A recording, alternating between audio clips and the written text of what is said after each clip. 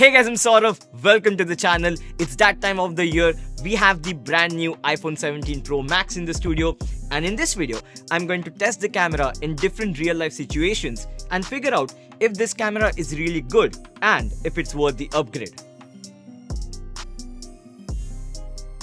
You will see a lot of samples shot with the iPhone 17 Pro Max in this video, and if you want to have a look at them by yourself, some of them will be linked in the description below. I'm Saurav and you are welcome. Right out of the box, the biggest camera upgrade is not the rear camera but surprisingly the front camera. You can take selfies in landscape mode even if you're holding the phone vertically.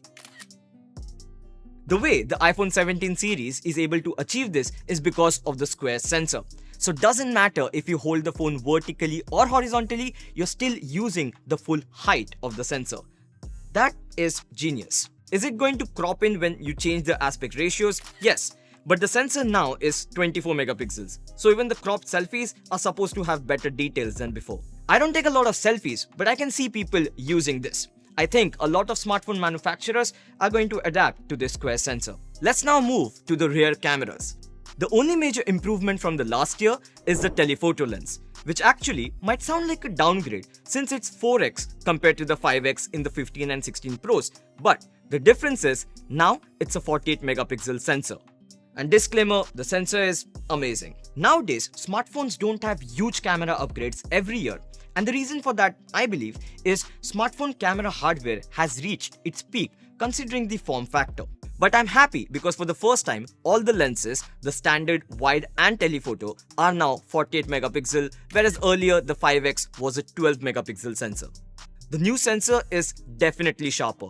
It's not just extra resolution, but the sensor is physically larger, resulting in better low light images. Looking at the images, the contrast, dynamic range looks on point.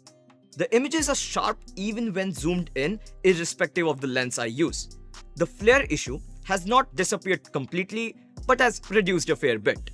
We are going to compare the sensors side by side to get a better look, but before that, it's time to thank the sponsors of the video, Storyblocks. If you don't know what Storyblocks is, you're probably living under a rock. You need high quality footages, Storyblocks. Animated backgrounds, Premiere Pro templates, After Effects templates, Storyblocks. Even the music I'm using in this video, yes, you guessed it right, Storyblocks. Basically, you have a huge library of high quality assets. And guess how many of them you can download? Unlimited. Yes, there's actually no limit. You don't have to worry about copyright strikes, just download them and use it for your projects. I've been using Storyblocks for a lot of the videos you see on this channel. Every time I'm working on a project, it's not possible to shoot everything and finish the project within a deadline. At that time, I need something, I go to Storyblocks, search for what I'm looking for, and I know Storyblocks has got my back. Honestly, I'm super grateful for the platform as a content creator and to them for sponsoring this video. Go to storyblocks.com/Saurav or click the link in the description below. It helps me as the creator as well. Back to the main video. If I had to rank the sensors of the iPhone Pro cameras, the 1x would be at the top. Undoubtedly, amazing sharpness, great in low light because of the wider aperture. The ultra-wide camera was not as good as the standard lens, but the difference has reduced and now the ultra-wide is pretty good. The only problem was the telephoto lens. It was still lacking behind. Now the gap has reduced significantly since all the cameras can shoot 48 megapixel sharp images.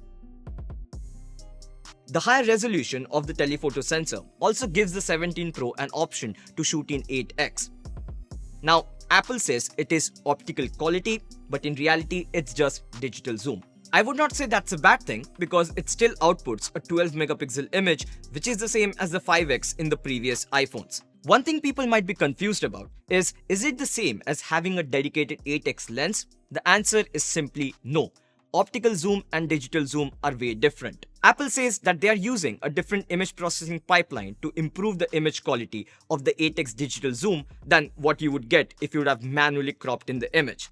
This is not the first time Apple is doing it. We have seen a similar implementation with the 2x mode as well, which is a cropped version of the 1x sensor. The new image processing does improve the image quality a bit, but the difference is not day and night. I would have considered the 8x mode as a gimmick, but there are a couple of reasons why I would not. Number one, you can shoot 4K videos using the 8x mode. And number two, the optical image stabilization is amazing. Optical image stabilization on the iPhones have always been pretty good, but when using the telephoto lens, it matters the most. The more you zoom, even a slight shake would be exaggerated, but that's not the case here because the optical image stabilization is that good.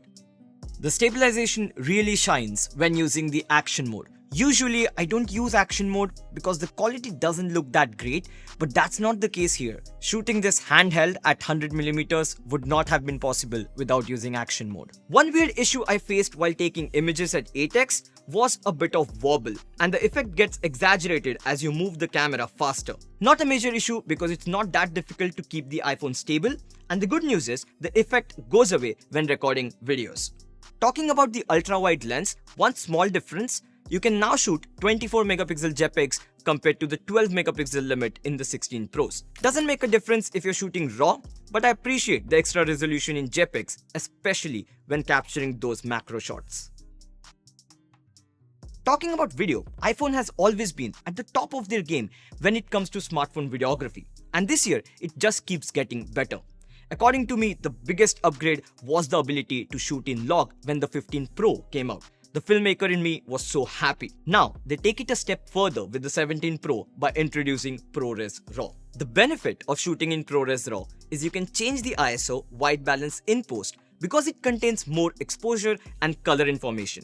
Let's say I shoot a video at ISO 100, but later I decide I wanted to shoot it either brighter or darker. I can simply change the ISO in post and it would be the exact same as changing the ISO while shooting. That's crazy. ProRes RAW, in simple terms, is a codec by Apple that allows you to shoot compressed RAW. It's not something new, but the 17 Pro is the first smartphone to be able to shoot in ProRes RAW. Just because I said compressed RAW, don't get me wrong, the file sizes are not going to be small. They're still RAW videos. In fact, you can only shoot ProRes RAW externally to an SSD, and that in my opinion sucks. I mean, you have a 2TB variant, and what's the use of it if you can't shoot ProRes RAW internally? Moral of the story, I wish we could have shot ProRes RAW internally, but I guess Apple is saving that for the next year's iPhone. By the way, you cannot shoot in ProRes RAW in the default application. Not sure why. You need to use a third-party application. The one I'm using is the Blackmagic camera.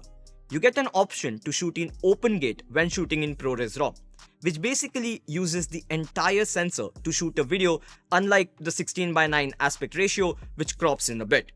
Why would you use this? It gives you more flexibility to crop if you want a vertical video, because you capture more information on the top and the bottom.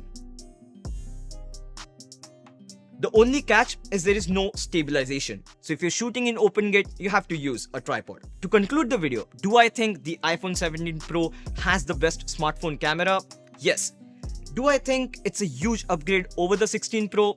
No. The square sensor in the front-facing camera is a great implementation. Kudos to Apple for that. But the one reason why I would upgrade to the 17 Pro, you might have guessed it, is the telephoto sensor. Yes, I love it that much. If you're upgrading from iPhone 14 or older, you're definitely going to notice the camera improvements.